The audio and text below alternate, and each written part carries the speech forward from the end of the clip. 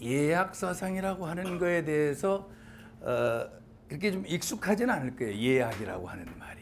예 따로 예가 우리가 지금 여기서 말할 때 예라고 하는 것과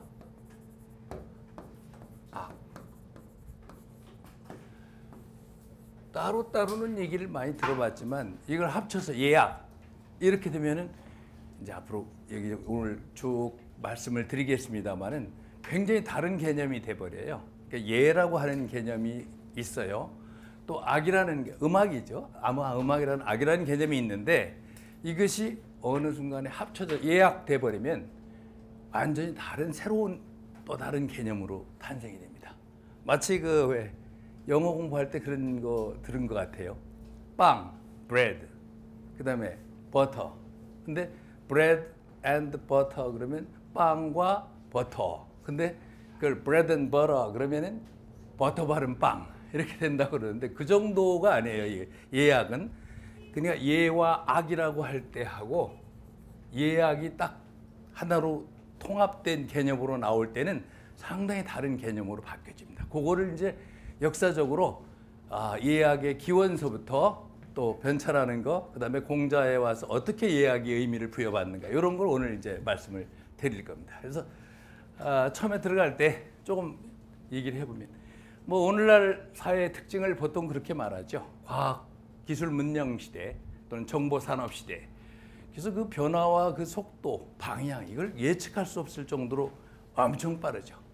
그러니까 지금의 인류는 과거의 10년 아니라 뭐 몇십 년, 100년 이렇게 정도로 휙 지나가는데 그래서 그 생명공학 같은 것도 발달해가지고 심지어는 생명복제도 가능하다고 그래요. 그러면 이게 거의 신의 영역에 도전하는데 이게 상당히 문제가 될 수도 있는 거죠. 그리고 요즘이 또 IT 및 AI 시대라고 많이 얘기하지 않습니까? IT, 인터넷, AI는 뭡니까? 조류 독감도 AI인데 여기서는 인공지능을 이제 얘기하는데 인공지능이 계속되면서 사람이 할 수 있는 일이 많이 줄어들어요. 근데 이제 UN 미래 보고서에 의하자면 2045년이 되면 인간의 지능을 AI, 인공지능이 초월하는 시대가 온다고 합니다. 그때 거기에 또 문제가 생기는 거예요. 그래서 그럴 때 인간이 소외되고 인간성이 상실되는. 그래서 여기에 새로운 가능성과 함께 윤리적, 종교적 문제 등이 많이 생겨나는 것이에요. 아무리 과학이 발달하고 기계가 좋고 해도 그것을 운용하는 사람은 사람이거든요. 그래서 옛날 주역의 그 책에도 그런 얘기 나와요. 아무리 좋은 법이 있고 뭐가 있어도 구비기인이면 도불허행이라. 진실로 그 참된 그 사람이 없으면 도가 헛되이 행해지지 않는다. 기계가 아무리 좋아도 그걸 잘 활용해야지 나쁘게 활용하면 사람을 못되게 하는, 사람을 죽이는 이런 걸로 발전할 수도 있거든요. 그래서 결국은 인간의 문제를 이제 다뤄야 되는데 현대사에서 저는 이제 주로 유교 쪽을 전공했어요. 그러니까 동양 철학 전공했다고 사람들이 말을 하는데 그거는 좀 너무 폭넓게 얘기하는 거예요. 동양 철학 하면은 유학도 있고 노장 철학 한 사람도 있고 불교 철학도 있고 인도 철학도 있고 또 지역적으로 나면 중국 철학도 있고 한국 철학도 있고 일본 철학도 있고 인도 철학 많아요. 저는 제 전공을 말씀을 드리는 거예요. 유학입니다. 근데 유학 중에서도 선진 유학, 진나라 이전에 공자, 맹자, 순자, 근본 유학이라고 그래요. 그쪽을 했고 그 중에서도 좀 더 세부적으로 들어가면 예약 사상이나 또는 그들의 그 예술관, 미의식 이런 쪽을 많이 했습니다. 그래서 여기서 유교의 역할은 무엇인가? 21세기가 추구해야 할 과제로 보통 세 가지를 많이 들고 있습니다. 그 현대 이건 유학에서 얘기하는 게 이 현대 그 철학에서 많이 얘기하는 거예요. 첫째가 뭐냐면 인간과 인간의 조화. 중요하죠. 두 번째는 인간과 인간만이 아니라 인간과 자연의 조화. 특히 지금 서양에서 근세 그 자연과학의 발달로 인해서 엄청난 성과를 이뤄낸 건 사실이지만 그로 인해서 인간이 재앙을 받을 정도로의 엄청난 자연 파괴를 했어요. 그래서 인간과 자연의 조화 문제. 그리고 세계 어느 곳에서든지 대개 전쟁이 일어나고 하는 건 거의 다 종교 문제하고 되어 있습니다. 이런 게 있는데 유교가 여기서 그럼 어떤 것을 하는데 대안이 있느냐. 특히 첫 번째 문제에 대해서 훌륭한 대안을 가지고 있다. 저는 그렇게 생각합니다. 만병통치약 이런 거 선전하는 게 거짓말이에요. 전부. 진짜 좋은 약은 어디에 잘 듣는 약이어야 돼요. 무슨 도구도 뭐 칼이면 칼, 뭐 톱이면 톱 이렇게 따로 있어야지. 톱도 되고 칼도 되고 뭐도 되고 이런 거는 별로 좋은 게 아닙니다. 그래서 저는 그래요. 현대의 문제를 해결하는데 유교가 모든 만병통치약 아닙니다. 기독교가 아니에요. 불교 각기 잘할 수 있는 부분이 있습니다. 기독교가 잘하는 부분이 있고 불교나 노장 철학에서 할 수 있는 부분이 있고 이 동서양 사상을 통해서 인간과 인간의 문제, 특히 윤리의 문제, 가족 윤리나 이런 것들의 문제를 가장 체계적으로 해놓은 것은 유학 많은 게 없어요. 물론 거기에 단점이 있는 건 그건 또 빼버리고 다른 데서 장점을 취할 건 취하고 그래야죠. 그래서 유교가 여기서 할 수 있는 게 뭐냐? 첫 번째, 인간과 인간의 조화의 문제에 대해서는 훌륭한 사상과 대안을 가지고 있는데 그게 뭐냐? 저는 예약사상이다 이렇게 생각을 하고 이건 제 의견입니다만은 그래서 오늘 강의를 한번 시작해 보도록 하겠습니다. 그럼 왜 지금도 예약인가? 중국에서 지금도 왜 예약사상이 지금도 필요하냐 이런 얘기를 하는 거예요. 중국의 선진시기가 언제가 선진시기입니까?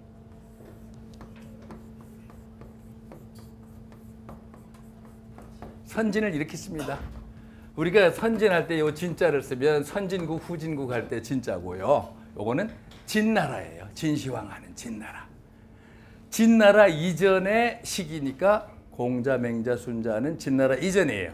그 후는 또 저거. 그 시기부터의 예약 전통은 예약이라고 하는 전통은 주도적인 역할을 해왔어요. 중국에서. 그리고 문물제도 또는 문화 심리로서 중국 사회에 깊이 뿌리를 받고 있습니다.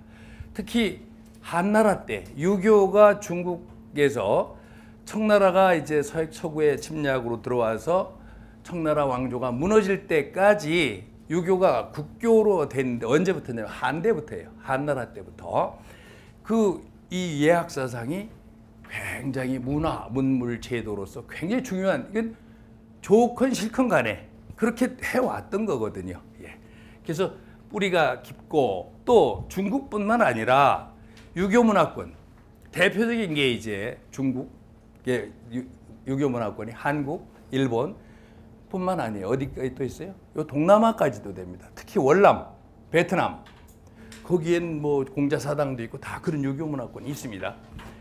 그래서 상당한 영향을 주었을 뿐만 아니라 오늘날까지도 예약의 의미와 기능, 그 중요성에 대해서 얘기를 하고 있습니다. 그래서 예약은 낡은 골동품이 아니라 오늘날에도 필요한 것이다. 그 다음에 예약 사상의 발전과 변천이 굉장히 오랫동안 됐기 때문에 이걸 다 언급할 수는 없고 오늘은 공자의 예약 사상에 초점을 맞춰서 얘기를 하려고 합니다. 근데 공자 얘기만 딱 떼서 하면 안 되니까 그 이전에 어떻게 발전돼 와서 공자에 와서 어떻게 꽃을 피웠는가 요 부분까지 얘기 드리는 거예요. 그 뒤에 이제 발전해 나가는 건 나중에 얘기고요. 그러면 첫 번째로 예약의 기원과 원초적 의미, 예와 악 그렇게 따로따로 먼저 설명을 드립니다. 예약이라는 게 언제 같이 이렇게 붙어서 동거를 시작하는 것은 한참 뒤입니다. 처음에는 예 있고 악 따로따로 나왔어요. 자, 예의 기원을 보면은 그 예의 기원을 요 설명하는데 그 허신이라고 하는 분의 설문해자 이건 동양학 공부하는 분들이 굉장히 중요한 책이에요. 설문해자는 문자를 설명하고 해설하는 그 글자가 어디서부터 나왔는가 하는 그 기원을 이렇게 어원을 풀이해 놓은 책이 이 후한의 허신의 설문해자라는 책인데 거기에 보면은 예에 대해서 뭐라고 나왔냐 이렇게 나와 있습니다. 요 위 거는 이제 번역을 해놓은 거고 괄호 속에 있는 것이 설문해자의 원문입니다. 얘는 요거 뭐죠? 리아라 그랬어요. 리. 리가 무슨 리입니까? 밟을 리. 실천한다는 뜻이에요. 이력서 있잖아요. 이력서 할 때 저 이자에 밟아 나간다. 즉 어떤 일을 실천한다는 뜻이에요. 얘는 실천한다는 것이다. 소위는 뭐뭐 하는 바이다. 사신치보. 얘를 딱 한마디로 다 줄여서, 그러니까 이제 중국 사람들이 네 글자를 잘 얘기하죠. 사자성어가 사신치복하는 행위에서부터 나온 거예요.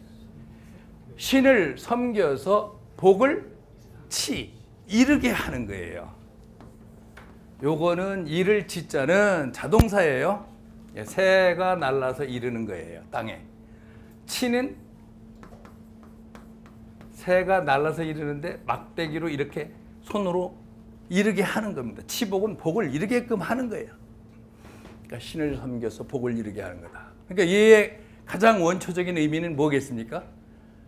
종교적인 의미를 가지고 있어요. 신에게 가을에 농사 잘 짓고 나서 감사하다는 걸 가지고 기도 드리고 복을 주십시오 해서 기도하면, 제사 지내고 하면 복을 받으려고 하는 종교 행위에서부터 출발합니다. 그게 얘의 가장 원초적인 의미인데, 요 글자를 여기서는 지금 요렇게 된 거는 나중에 해서라고 그러죠. 한대 이후에 와서 이제 해서지. 그 전에는 전서나 갑골문에는 예자가 이렇게 되어 있습니다. 이걸 보면은, 이 글자를 보면 얘의 기원을 쉽게 알 수 있어요. 갑골문에는 이 글자가 두 개가 다 합쳐진 게 안 나오고 따로따로 나와요. 자, 이게 예자인데 여기서 요걸 무슨 자죠? 콩두자인데 여기 콩두의 의미가 아닙니다. 무슨 두자예요? 이건 제기를 말해요. 제기. 그래서 저두라고 또는 조두라고 그럽니다. 제사 지낼 때 제수를 올려놓는 그릇. 이게 저두 그럽니다. 거기다가 무언가를 올려놨어요. 요거에 대한 설은 달라요.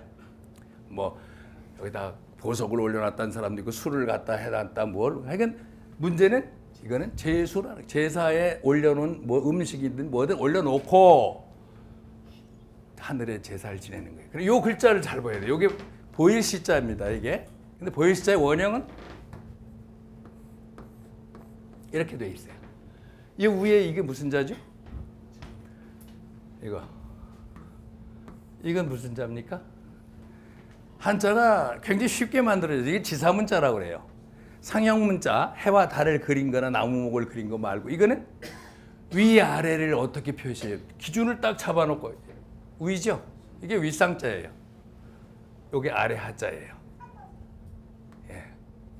이렇게 올리면 윗상자 되죠? 이렇게 내리면 아래 하자가 되죠.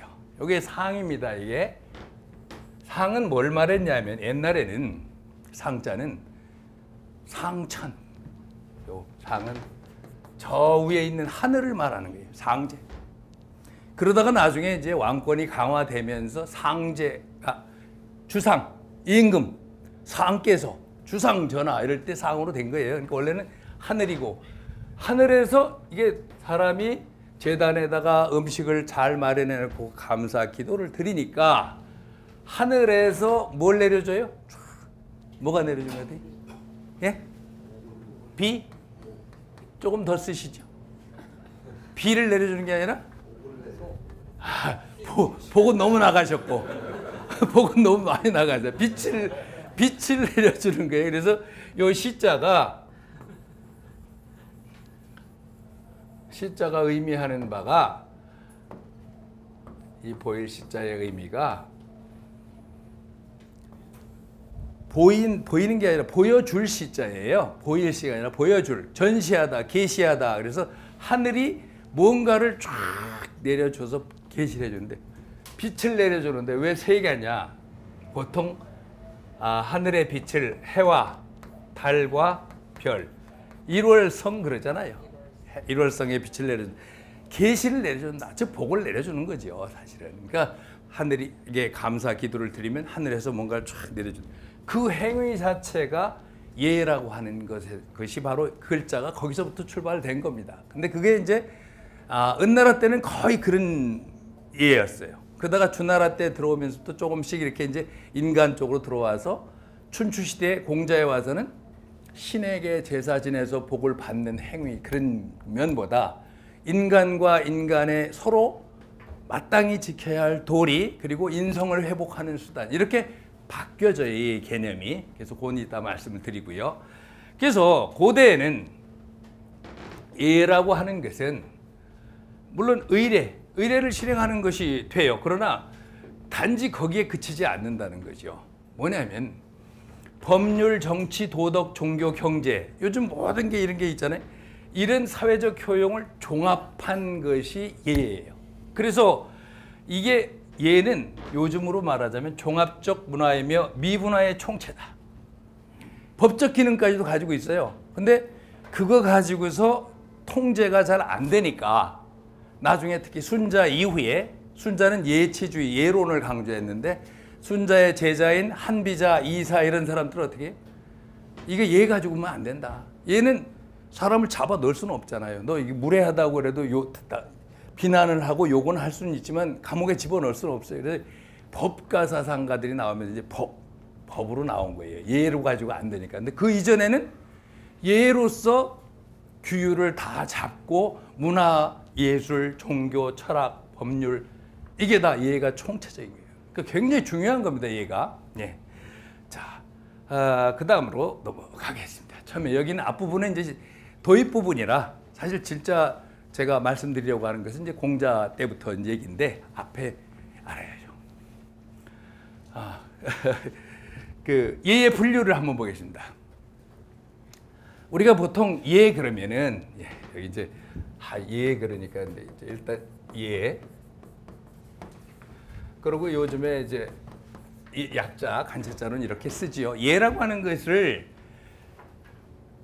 분류를 해보면 내용상으로 분류하는 게 있고 형식 어떤 기능상으로 분류가 되는데 우리는 예를 너무 아주 단순하게 좁은 의미의 예만 알고 있어요. 진짜 예는 굉장히 큰 개념입니다. 첫 번째는 예라고 하는 것은 우리는 그냥 사람들 예의가 없다, 예를 차린다, 매너, 에티켓 이런 것이 가장 기본적인 거예요. 요즘 우리가 아는 건 그 정도 예가 예인 줄 아는데 원래 예의 의미는 여기 보세요. 하늘과 땅 사이의 모든 사상이라는 건 일과 물상, 물건, 사물을 일관하는 질서를 말합니다. 그래서 예기에 보면 악기편이 있어요. 거기에 예와 악에 관한 분류를 서로 대비해놨는데 이렇게 나옵니다. 악자는 음악이라고 하는 것은 천지지 화야요. 천지의 조화이고 예라고 하는 것은 천지의 질서이다.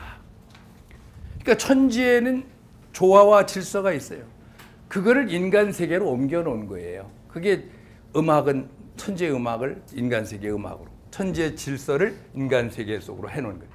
그 다음에 역사 발전의 법칙으로서의 대경, 대법 그러는데 여기서 대경할 때 이것도 큰 법칙이 되는 대법인데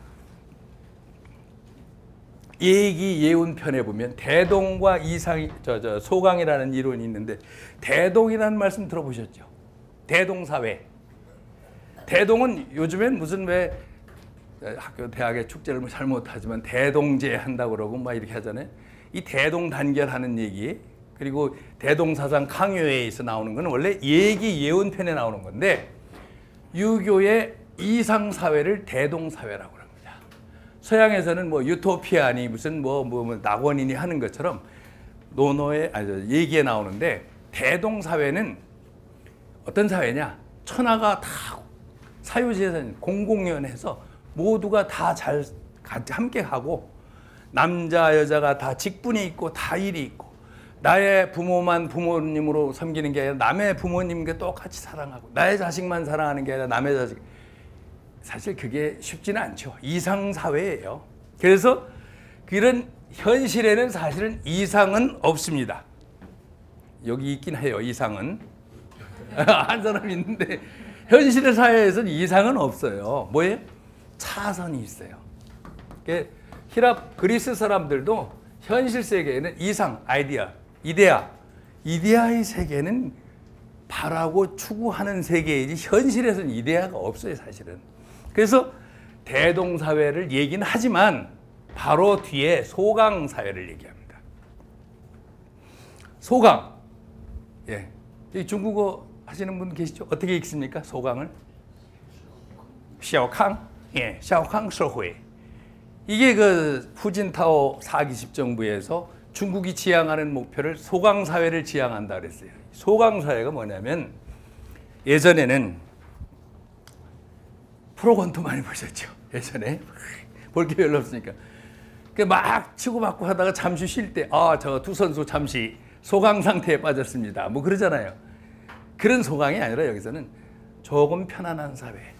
대동사회처럼 완벽하진 못하지만 법 질서가 그래도 지켜지고 남의 부모까지는 몰라도 자기 부모님 잘 섬기고 남의 자식까지는 몰라도 제 자식은 잘 사랑하고 열심히 하는 사람 대가 받고 이런 사회를 소강사회라고 규정을 하고 있습니다. 그래서 중국 사회에서 샤오캉社会, 소강사회를 지향한다라는 얘기를 얼마 전에 했습니다. 이게 예기에 나와요. 예기 예언편에 예와 관련이 있다는 거죠. 그 다음에 보세요. 기능상의 분류를 보면은 아까는 이제 큰 내용 가지고 본다면 예란 불변하는 이치이다. 변하지 않는 이치를 말한다고 그랬어요. 그래서 여기 보시면 예기 순자 악론 편에도 나오고 예기 악기 편에도 나오는데 여기 있어요. 예라고 하는 것은 예자 이지 불가역자라. 예는 이치예요. 이치인데 불가역 바꿀 수 없는 어떤 이치이다. 악이라고 그러는 건 음악이라는 것은 정지 불가 변자야라. 정인데 변할 수 없는 인간의 변함없는 인간의 정을 말한다. 그러니까 결국은 예와 악을 얘기하면 악은 정의 문제예요. 감정의 문제예요. 예는 이의 문제면 뭐예요? 이건 사리의 문제인 거예요. 이거는 인간의 감정을 얘기하는 거예요.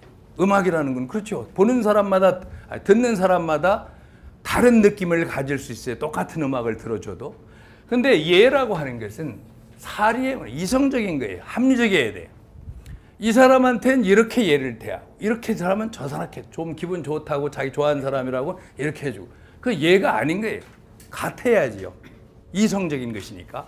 그래서 사람이 그 이와 예라고 하는 이치와 요거는 정이 같이 갖춰야지 한다. 그래서 나중에 이제 뒤에 가서 또 얘기할 부분이지만 예는 아주 이성적이고 합리적이고 질서를 따지는 것이라면 음악은 하나가 되고 조화롭게 하고 이런 거예요. 서로 상반되는 성격이에요. 근데 얘들이 어떻게 나중에 하나가 붙었냐. 이게 참 묘한 거죠. 그건 뒤에 말씀드리는데 제가 동양 철학뿐만 아니라 철학하면서 제일 좋아하는 말이 이제 여러 개 있지만 그 중에 굉장히 좋아하는 말이 있어요. 그리고 공자께서도 아마 그런 것 같아요. 요거를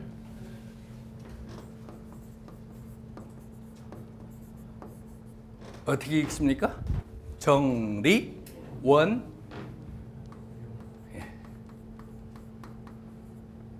원흉하다는 건 이제 불교에서도 많이 경전에도 많이 나오는데 정리원흉이라는 말이 있습니다. 물론 후대에 나온 말인데 정리원흉이 뭐냐? 정서와 감정과 이성적인 게 잘 조화로운 거예요. 그러니까 공자가 예를 굉장히 강조한 건 틀림없어요. 엄격하고 예를 질서를 강조한 건 틀림없지만 시와 음악을 그 이상으로 강조합니다. 이성적이기만 해서도 안 돼요. 반드시 따뜻한 마음이 있어야 돼요. 정서가. 그렇다고 이성적이지 않고 감정만 있으면 이건 브레이크 없는 자동차가 마찬가지예요. 요거 방아 저거 없는 안전띠 없는 그런 안전장치 없는 폭발물이나 마찬가지예요. 그래서 두 가지가 함께 필요하다. 그래서 그거는 동서양이 마찬가지인 것 같습니다. 플라톤도 사람은 이성이라 두 마리의 말이 끌고 가는 수레를 끌고 가는 것 같다 그랬죠. 두 마리 말이 뭐냐? 하나는 이성과 하나는 감성이라고 그랬죠. 감정. 두 가지가 다 있어야 돼요.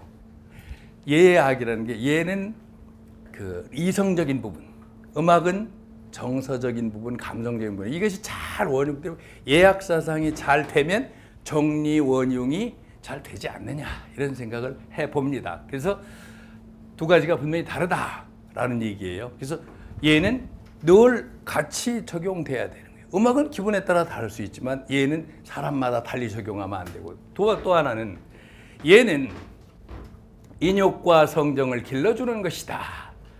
이 순자 예론편에 이 순자가 공자의 예약 사상을 가장 잘 받아들인 사람이 순자예요. 맹자는 또 다른 부분을 받아들인 거예요. 이상적인 부분을 길러주는 것이다.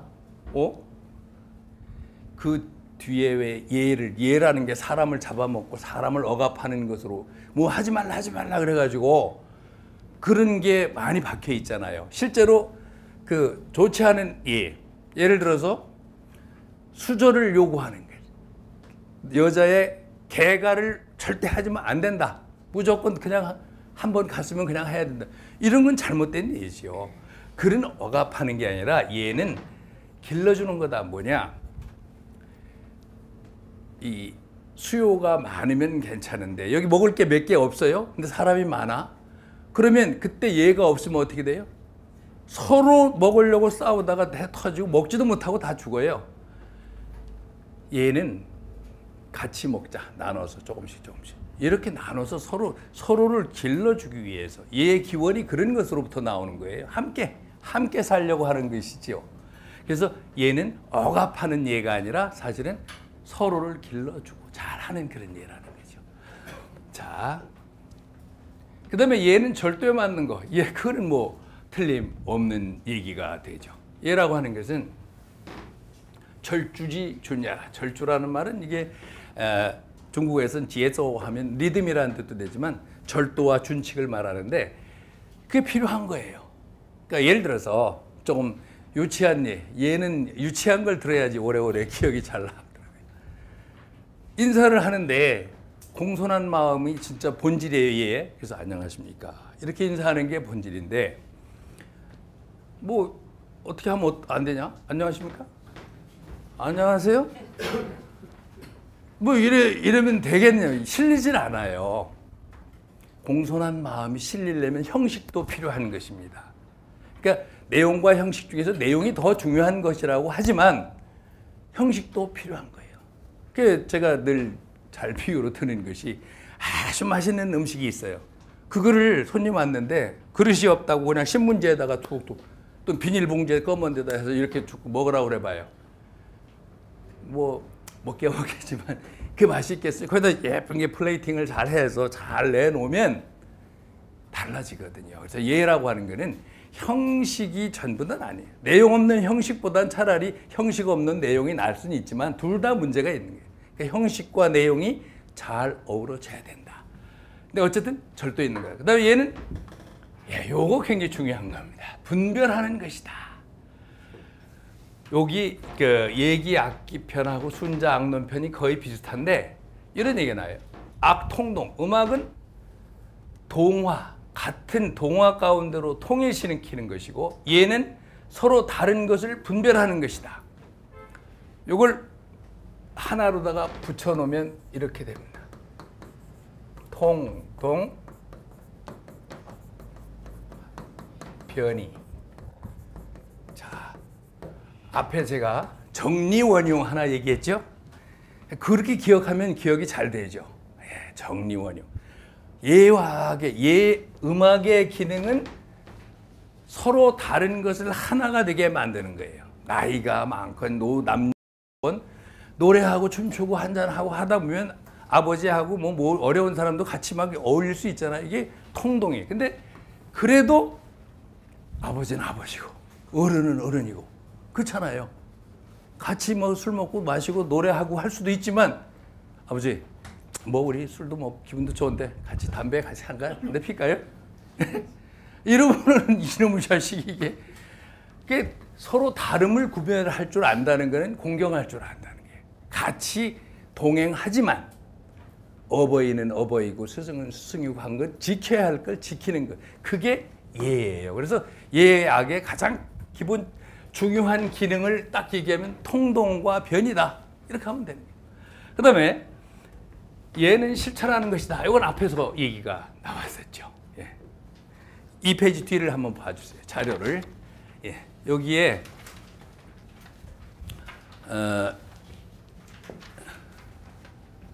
역사 발전의 법칙으로서의 대경대법에서 대동과 소강 이론 얘기 됐고 그 단계 빠졌어요. 보니까 여기에 내가 보내준 데서 이 파워포인트 여기로 만들면서 빠뜨린 것 같아요. 그 책에 그 자료에는 있습니다.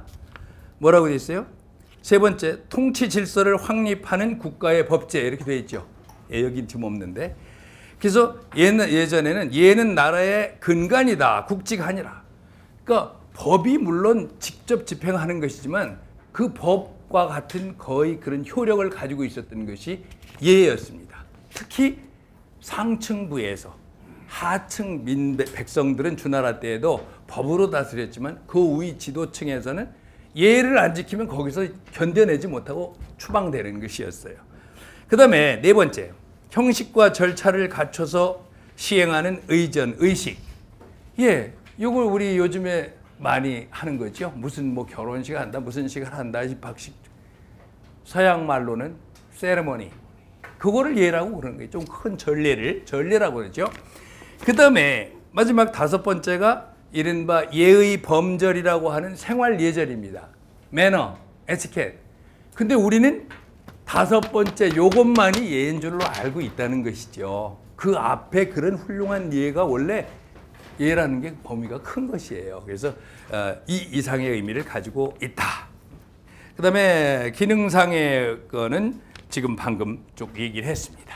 그래서 요컨대 얘는 원래는 종교적인 데서부터 기원하지만 차츰 인간과의 관계 속에서 이렇게 발전하게 되는 것인데 얘가 우리가 지금 생각하는 것처럼 그냥 뭐 예절 지키는 이런 단순한 것 이상의 것이었다라는 걸 한번 본 거고요. 그 다음에는 이제 음악은 어떠냐? 예, 음악의 기원. 예, 지금 우리가 음악이라고 많이 얘기를 하죠. 근데 옛날에는 음악이라고 안 그러고 그냥 악이라고 그랬어요. 악과 뒤에 나옵니다만 성과 음과 악이 달라요. 네. 성은 모든 소리가 다 성이에요. 음은 음악의 재료가 될 수 있는 음이에요. 예를 들어 서양의 도레미파솔라시도 하지만 이쪽에는 또 12월 같은 거, 황종, 대조, 무역 이렇게 나가는 거. 그래서 이것들이 나중에 다 자화된 게 악이에요. 근데 지금은 이제 요즘 뮤직 그럴 때 음악 그러지만 예전에는 음악이라는 말을 그냥 악 그랬어요. 예. 자, 그래서 여기서 음악의 기원을 보면은 어디서부터 시작됐냐. 요거 얘기하기 전에 아까 예자를 본 것처럼 악자는 이렇게 돼 있어요. 갑골문이나 이런 데 보면. 여기에서 딱 보면은 이 밑에 있는 건 무슨 글자인지 아시겠죠? 무슨 글자 같아요? 그림을 잘 못 그렸나? 나무 목자입니다. 나무 목자를 이렇게 해놓은 거예요. 나무 목자고 위에 있는 건 뭐 같아요? 예, 요거는 큰 북을 고라고 그래요. 고, 북고자, 고. 요거는 작은 북을 말한다고 그래요. 고자 밑에 낮을 비자를 쓰면 작은 북 비자입니다. 그러면 나무 틀 위에다가 큰 북도 매달고 작은 북도 매달고 동동동동 지금도 그런 거 하죠.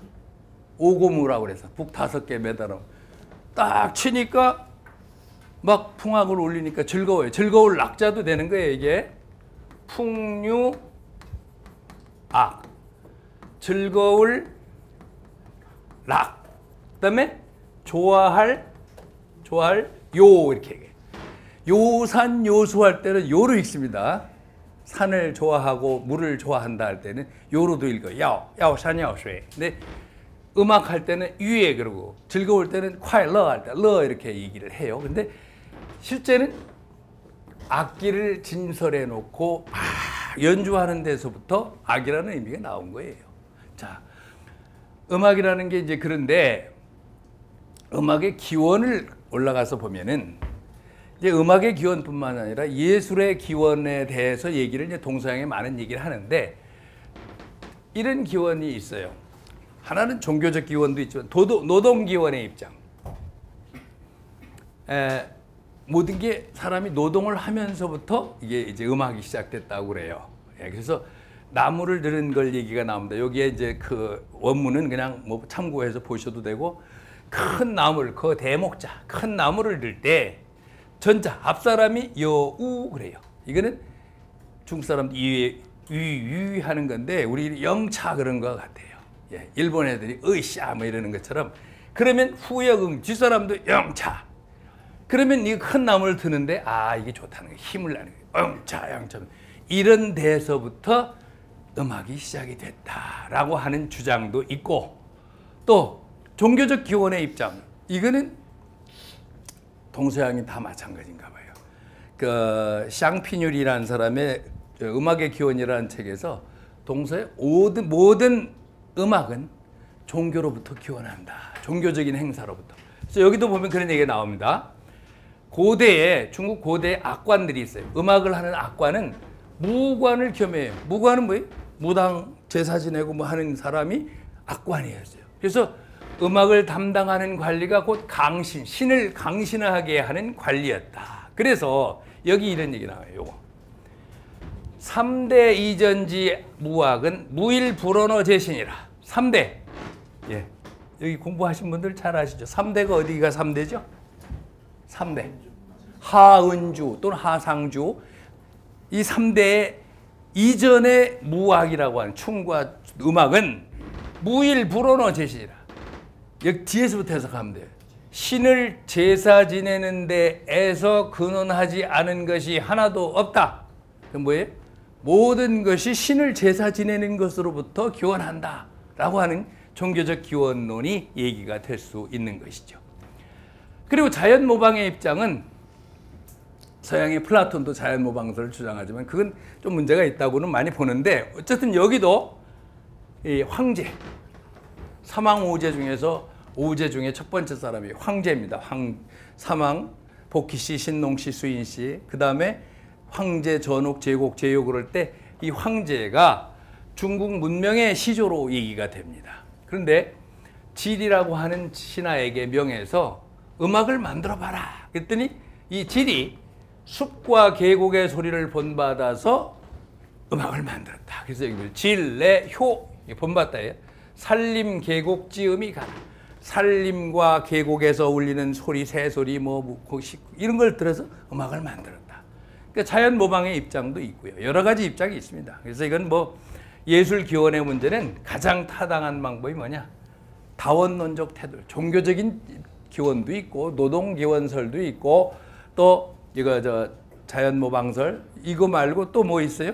나중에 독일의 쉴러 같은 사람은 유희 충동설이 있어요. 노는 것, 노는 데서부터 예술이 나왔다. 그 뒤에 어떤 표현 본능 충동설 뭐 많은 게 있습니다만 어쨌든 이 정도로만 하고 넘어가겠습니다. 예. 악의 원초적인 의미는 뭐냐? 그랬어요. 오성팔음의 총체적인 이름이다. 그랬어요. 큰 북과 작은 북을 본떴고 나무는 악기를 거는 틀이다. 이거 미리 앞에서 설명을 드렸어요. 그죠? 요 악자가 이렇게 있는데 이 큰 북, 작은 이게 큰 북이고 이게 작은 북들이에요. 이건 나무 틀인데 이건 목 보야라. 나무는 틀이에요. 그래서 오성팔음이라고 그러는데 오성 하면은 여러분들 잘 아시죠? 오성이 뭘까요? 오음 또는 오성이라고 그래요. 국악이나 이쪽 중국 음악 할 때 궁상각치 하는 걸 이 오성이라고 그래요. 근데 그거는 실제로 오성을 가지고서 초기에는 그렇게 소리를 냈지만 나중에는 그거는 조예예요. 서양에서 시조, 다장조, 나장조 하는 것은 조의 의미고 실제 음가를 나타내는 거는 황종, 태조, 협종, 임종 이렇게 해요. 그러잖아요. 단소 해보신 분 있죠? 단소 배우러 가면 거기 악보에 뭐라고 돼 있어요? 중무림, 무림, 황중태 그럴 때 중려, 무역, 예? 임종 이게 12율이에요. 궁상가악 이러지 않아요. 그죠? 그래서 이제 5성, 12율은 이게 뒤에 가서 나온 거예요. 처음에는 은나라 때 한 3음계 정도 되다가 나중에 주나라 때 와서 이제 12율이 되는데, 파름은 뭘까요? 파름. 5성 파름. 여기 있네요. 제가 또 적어놨네요. 5성은 궁상각치우. 파름은 악기의 재료예요. 금, 석, 사, 죽, 포, 토, 형, 목. 쇠로 된 악기, 금관 악기나 쇠로 만든 징이나 이런 거. 석, 돌로 된 악기. 사, 실로 된 거. 검은고, 가야금, 현악기 같은 거. 죽, 대금, 피리 뭐 이렇게 대나무로 된 악기. 포는 뭐입니까? 박포자의 박. 생황가지로 둥그렇게 돼가지고 불기도 하고 하는 게 이게 박이에요. 토는 흙으로 만든 게 있어요. 뭐 있는지 아세요? 흙. 가장 중국에서 오래된 악기 중에 훈이라는 거 들어보셨어요? 훈. 훈은 이렇게 돼 있고요. 뒤에도 구멍이 있고 앞에 구멍이 이렇게 있어요. 오카리나처럼 이 속은 빈 거예요. 이게 흙으로 만드는 거예요. 이렇게 동그랗게 항아리에서 그 구멍이 송이 텅 비어 있는데 앞에 세 손가락 뒤에 잡아서 우 불면은 소리가 나요. 이게 7, 8천 년 전 악기입니다. 훈이라는 악기. 예. 그래서 또 훈과 지, 이게 대나무로 된 악기인데, 그래서 형제간에 서로 아주 저거 한 거를 훈지상화라고 그래요. 여기 이제 그 다음에 금슬은 나중에 왜 여기 와 있죠? 이게 금입니다. 금. 예, 중국의 금. 검은고하고는 다른 거예요. 금. 이건 옆에 그냥 폼으로 해놨는데, 우리가 금슬이라는, 이거는 좀 잠깐 옆으로 빗나가서 말씀드립니다. 악기 중에 중국에서 가장 대표적인 게 금이고, 그 다음에 슬이에요. 금슬. 금과 슬인데, 금슬이 좋다라는 얘기 많이 들죠. 예. 부부간에 이 금과 그 슬은 여기, 이거는 금인데, 슬이 더 큰 악기가 있어요. 금과 슬을 함께 연주하면 잘 어울린다고 그래요. 이건 아주 실내악이에요. 큰 소리가 나는 게 아니에요. 그래서 금슬이 좋다예요. 근데 잘 모르는 분들은 금실이 좋다 그러잖아요. 금실 아닙니다. 금슬이에요. 그리고 훈지는 여기는 이제 형제간에. 근데 그 다음에 혁자가 뭐냐면 가죽으로 된 장구라든가 이런 거, 나무로 된 악기도 있죠.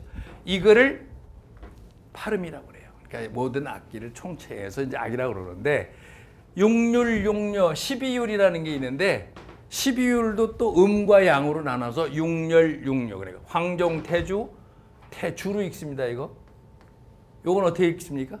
고세가 아니라 고선입니다. 요거는 유빈, 이측, 무역입니다. 무사가 아니라.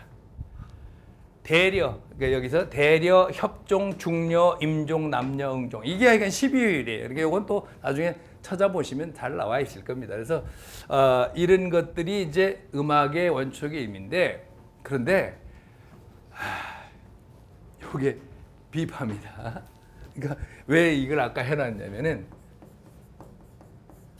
금과 이게 금이고 이게 슬인데, 금을 뭐라고 그래요? 검은고, 금. 그런데 검은고하고는 전혀 달라요. 검은고는 괴가 있고 술대로 내리치는 거예요. 근데 금은 이렇게 생긴 거예요. 그냥 손으로 눌러서 띠딩띵띵 하는 게 금이고, 그리고 요 슬을 뭐라고 그러냐면 비파슬 그래요. 비파 아닙니다.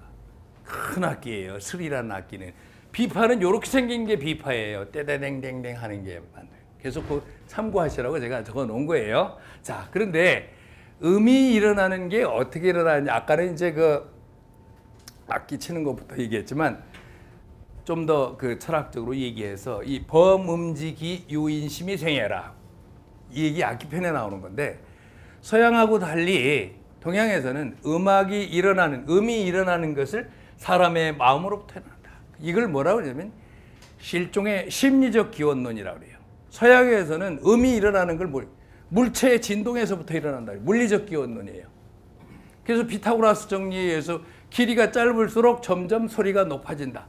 물리적인 얘기로 한단 말이에요. 근데 여기는 그게 아니라 내 마음이, 여기 보세요.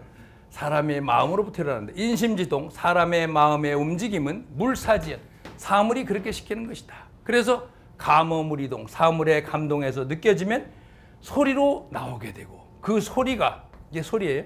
그 소리가 서로 응해서 변화를 갖게 되고, 변화가 어떤 법칙을 이루면 그 음이 돼요. 그게 이제 음악의 재료가 되는 거죠. 그래서 음의 재료를 잘 조합해서 음악화시키면 거기다가 간척과 우모라고 하는 춤을 곁들여서 하면 이게 비로소 음악이 된다. 그래서 음악을 동양 쪽에서는 물론 악기도 중요하지만 마음에서 일어나는 걸 제1이고, 그걸 그 다음에 악기는 이 제2의 두 번째다. 내 마음에 있는 것을 악기에 실어내는 것이다. 이렇게 보고 있습니다. 자, 그 다음에 이제 요거에 하나가 또 중요한 부분이 있어요. 음악 그러면 우리는 뭘 보통 생각합니까? 현대음악. 노래 부르는 거 성악, 또 하나는 기악. 그냥 합쳐서 함께 하는 거 이제. 근데 중국 사람들이 고대 생각하는 음악은 그것을 물론 포함해요. 노래 부르는 거, 악기 연주하는 것을 포함하지만 무지하게 넓습니다. 한번 보겠습니다. 예, 위에 번역은 이제 나중에 보시면 되니까 여기 이제 원문을 한문도 한번 눈에 익힐게요. 천유 일월성 신하고, 이건 신으로 읽어요. 하늘에는 해와 달과 별과 별자리가 있고, 써 있잖아요. 땅에는 유, 뭐가 있어요? 산, 릉, 하해. 산도 있고 언덕도 있고 강도 있고 바다도 있고, 세유 만물 성소. 하늘로 보면 만물이 자라나고 있고 하는 이런 시가 있고, 국유, 나라에는 어진 사람도 있고 성인도 있고 궁궐도 있고 관도 있고 넓은 지역도 있다. 관은 뭘까요? 우리가 보통은 집관자를 이걸 써요. 그래서 예를 들어서 유교의 총본사는 성균관이래요. 그죠? 무슨 관 하잖아요. 근데 도교에서는 도가 철학하고는 좀 다릅니다. 도교 사상, 도사들이 거기 있고 종교 생활을 하는 게 이제 도교인데, 도교에서는 도관이라고 그래요. 그래서 어디 중국 여행 다니다 무슨 관, 볼관자, 물론 간체자로 이렇게 쓰죠. 이렇게 써는 데를 가면 여기는 도사들이 도교 신앙 행위를 하는 곳이구나. 그래서 북경에서 제일 큰 데는 저 천안문 서쪽으로 가면은 백운관이라고 있어요. 바윈관이라고. 예, 거기는 간체자로서 운자를 구름운자를 이렇게 씁니다. 백운관. 이 관은 도교 사원 같은 게 그런 것도 있고, 온갖 절도 있고 다 있다는 거예요. 절은 이제 사라고 그러죠, 우리가. 예, 그래서 있고, 인유, 사람에게는 언어와 의복과 채모 단수가 있어요. 언어도 있고, 의복 입는 거, 체면 차리는 거, 단정하게 수양하는 다함자 위지함. 이 모든 것을 다 통틀어서 악이라고 한다. 다 음악이에요. 천지의 모든 게. 지금 여기서 제가 떠들고 있는 것도 음악을 하는 거고, 여러분들이 듣고 있는 것도 음악이고, 결국 다 음악이라고 볼 수가 있다는 거예요. 이렇게 음악의 범주를 크게 잡고 있어요. 악을 꼭 악기를 해고 노래를 부르는 것만 음악이 아니라는 것이죠. 은나라 때도 예와 악이 있는데, 은나라 때 예의 특징은 뭐냐? 요거예요. 선귀후래. 귀신을 먼저 하고 예를 뒤에 하네. 그래서 은나라의 특징을 신권적 종교문화 시대.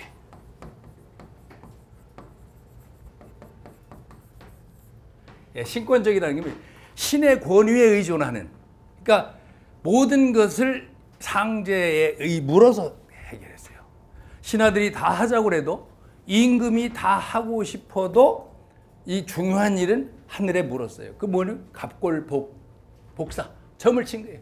요때 신자는 신권적 종교문화 시대라고 그러는데, 그래서 모든 게 이제 그 은대에는 상제가 있어요. 나중에 옥황상제는 뒤에 와서 생겨난 것이고, 상제는 하느님 같은 게 절대적인. 근데 유일신이 아닙니다. 조상신도 있고 자연신도 있고 많은 신들이 있는데, 그 중에 최고의 신을 상제라고 해서 상제의 뜻을 물어서 한 게 은나라의 예입니다. 여기 제사 지내는 거 나오죠.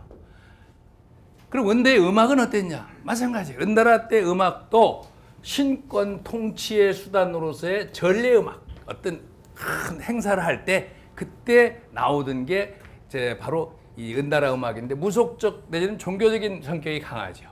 그래서 그러다 나중에는 이제 그 걸주 이런 주왕에서 개인의 향락을 위한 도구로 전락하기도 하지요. 그래서 이 당시에 은나라 시대가 청동 시대입니다. 청동기 시대. 아직 철기 시대로 들어오지 않죠.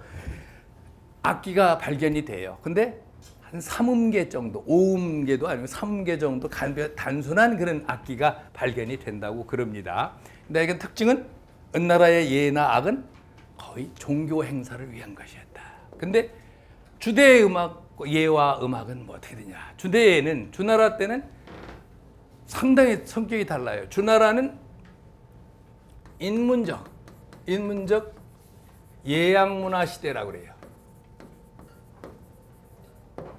굉장히 말하자면 이성적인 측면이 강해요. 그러니까 중국의 그 실천 이성을 강조되는 건 주나라 때예요. 그래서 은나라는 아주 종교적이고 모든 걸 신에게 물어서 모든 걸 결정을 했다면 이때는 굉장히 합리적인 사고들을 많이 하게 된 거예요. 특히 예약을 제일의 자각을 한 사람이 주공이라고 하는 분이에요. 그래서 공자가 그렇게 존경하는 꿈속에도 잊지 못하던.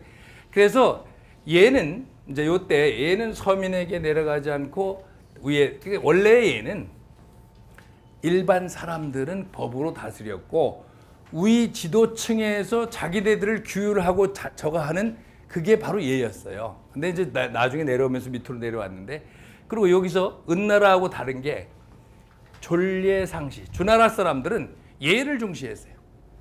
그래서 상제라고 하는 개념, 절대적인 상제 개념으로부터 주나라로 오면 하늘이라는 천 개념으로 바뀌어요. 이건 좀 보편계, 넓게. 그러면서 천명이라는 얘기가 나와요. 천명 사상이 나와요. 천명을 잃으면 나라도 잃고 한다. 근데 천명이 뭐냐? 천명이 뭐라 그랬어요? 민심이 곧 천명이다 하는 생각이 이때부터 시작된 거예요. 하늘은 이 백성들로부터 보고 하늘은 이 백성들로부터 듣는다. 민심을 잃으면 곧 천명을 잃는 것이라는 생각이 주나라 때부터 들어오는 거예요. 그래서 어쨌든 은나라하고 주나라는 상당히 성격이 다릅니다. 예, 은나라는 아주 고 주나라는 현실적이고 합리적이고 예약 문화가 발달해요. 근데 공자는 양쪽 면을 갖추고 있어요. 은나라 귀족의 후예라고 그랬죠. 속으로는 하늘에 대한 신앙이 없지 않아요. 하지만 나는 주나라의 문화, 예약 문화를 따르겠노라 한 게 바로 공자입니다. 자, 이 음악의 등급화가 굉장히 되는데 정악이라고 할 때 정악이죠. 정악이 있으면 정악을 악이라고 그러고 나중에 이제 민속악과 이제 대별이 되는 건데, 이 주나라 때는 철저한 등급 제도가 굉장히 중요하게 됩니다. 그래서 심지어는 악기를 설치하는 위치, 이것도 달라요. 보세요. 천자는 사방에 설치할 수 있고 제우는 삼면에, 경대부는 양쪽에, 그리고 선비는 하나. 정악현의 위치가 이때 왕은 천자예요. 동서남북 사방에다가 악기를 진설할 수 있어요. 그런데 제후는 조그만 나라의 왕은 삼면에만 악기를 진설해요. 그 다음에 대부는 양쪽에만 악기를 진설해요. 선비는 한 군데만 진설해요. 이것도 철저하게 나눠져 있고, 또 여기 보세요. 천신지기 인귀의 제사를 지낼 때 서로 다른 음악을 썼다. 우리 귀신 그러면 다 똑같이 듣는 게 귀신이라고 생각하죠? 아니에요. 하늘의 신을 천신이라고 그래요. 왜 그랬어요, 원래는? 땅의 귀신을 기라고 그래요. 요거 기로 읽어요. 보일 시자가 아닙니다. 땅 귀신 기자예요. 사람 귀신을 인귀라고 그런 거예요. 근데 나중에 귀신 그런 거죠. 그래서 이거 할 때도 제사의 음악이 다른 음악을 썼어요. 그것뿐만 아니라 궁정음악이 이제 주나라 때 굉장히 많은데, 그 황제 때에 이걸 한번 읽어보세요. 운문대원. 연임금 때 음악이 대함이라는 게 있고, 순임금 때 대경, 우의 대하, 탕왕의 대호, 무왕의 대무, 이런 것을 고대 유각이라고 그럽니다. 이런 게 이제 주나라 때 굉장히 있었고, 심지어는 사이의 음악, 고려학 이런 것도 있었다고 그러는데, 70여 종의 악기가 있고 12율과 칠음계가 다 사용이 됐다고 그래요. 그러니까 이미 그 후대에 어떤 음악 그런 게 틀이 잡힌 거죠. 이때 주나라 때 와서. 예, 그냥 전문적인 거니까 넘어가도록 하겠습니다. 주대 음악의 특징 중에 아까 등급하라고 그랬잖아요. 양국의 음악이 만날 때, 임금이 만날 때는 대하 문항편을 연주하고 사신을 만날 때는 다른. 그러니까 서로 격에 맞게 굉장히 엄격하게 구분을 한 거예요. 그 중에 대표적인 게 일모입니다. 혹시 저 성균관 쪽에서 이제 석전 지낼 때 봄, 가을로 일모를 추는데 공자는 8일무를 우리나라에서는 쳐요. 천자일 땐 8일무. 줄이 춤추는 줄이 8줄로 되어 있는 줄을 쳐요. 제후는 6일무 6줄로. 경대부는 4일무, 선비는 2일무. 이렇게 철저하게 지켜야 돼요. 이거 안 지키면 안 됐습니다. 그리고 태사학이 성균의 법을 관장해서 건국의 정치를 했다. 여기 태사학은 음악 담당 총책임자입니다. 요즘으로 하면 국립국악원장 같은 사람이 성균의 법, 예, 성균관대학이 성균이라는 게 있지만은 이 성균의 의미가 굉장히 중요한 거예요. 이 성균은 옛날 주대의 대학이었어요. 뭐 하는 대학이냐? 예학대학이었어요. 성은 그래서 이걸 성, 장 뒤에 공영달이라는 사람도 그런 얘기를 했는데 성균의 의미는 성장균율이에요. 성장은 뭐냐? 문장을 이루어준다는 것은 예를 갖추어서 바르게 몸과 행동을 하게 하는 게 성장이에요. 균율은 왜? 음악 교육을 시킨 거예요. 예학 교육을 시킨 대학이 성균관대학입니다. 근데 이상하게 성균관대학이 음악대학이 없어요. 저도 거기 학교를 나왔습니다만은, 예, 그 뭐 이상한 거예요. 성균이라는 의미가 그런 거예요, 원래. 근데 예전에 그 월탄 박종화 선생님이 그 학교에 교수님으로 계실 때 입학했을 때 성균의 의미를 풀어놓는데 난 너무 멋있어서 그건 줄 알았어요. 근데 그건 이행시를 진 거예요. 누군가가. 성, 인재지 미취하고 인재에 나아가지 못한 걸 이루어주고 성, 균, 풍속지 부재라. 풍속이 고르지 못한 것을 잘 고르게 해주는 것이 성균이다. 아, 멋있다. 내 이 학교 잘 들어왔다. 그랬는데 알고 보니까 그건 누군가가 후세 이행시를 진 거고 성균의 진짜 의미는 예와 악을 가르치는 중국 주대에 대학이 있었습니다. 천자의 도읍에 벼공이 있고 반궁이 있는 거에 대해서. 그래서 예, 성교는 이제 그런 거고. 그래서 주나라 때 음악은 예의 전래 음악이 주로 이제 주종을 이루는 건 맞는데 등급화가 철저한 등급화. 이게 철저하다는 거죠. 그래서 오히려 이제 너무 그 음악의 순수한 발전을 저해한 요소도 있지만은 어쨌든 예학 사상이 기틀을 잡은 거는 주나라 때입니다.